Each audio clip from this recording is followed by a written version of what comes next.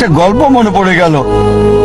একসময় একজন ফেরেশতা এসে এক লোককে বলল, আমি তোমার উপর খুশি, তুমি যা চাইবে আমি তোমাকে তাই দেব, তবে একটা শর্ত, যা তুমি চাইবে আমি তোমাকে সব দেব, তবে তোমার প্রতিবেশীকে দেব তার দ্বিগুণ।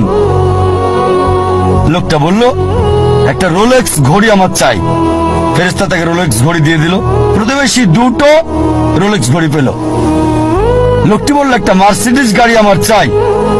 ফেরেশতা তাকে মার্সিডিজ গাড়ি দিল। প্রতিবেশীকে দুটো মার্সিডিজ দিল। লোকটি বলল, একটা সুন্দর বড় বাংলো চাই। ফেরেশতা তাকে সুন্দর বড় বাংলো দিল। তার প্রতিবেশীকে দেওয়া হলো দুটো সুন্দর বড় বাংলো। লোকটি পরে বলল, দয়া করে আমার শেষ ইচ্ছাটা তুমি পূরণ করে দাও। কি সেটা? আমার একটা চোখ তুমি নষ্ট করে দাও, যাতে কিছু আমি চোখে না দেখতে পাই। চিন্তা করেন, সে তার নিজের চেয়ে প্রতিবেশীকে নিয়ে বেশি ব্যস্ত। তার জীবন সহজ কিন্তু জটিল সেটা ভাবছে না সে।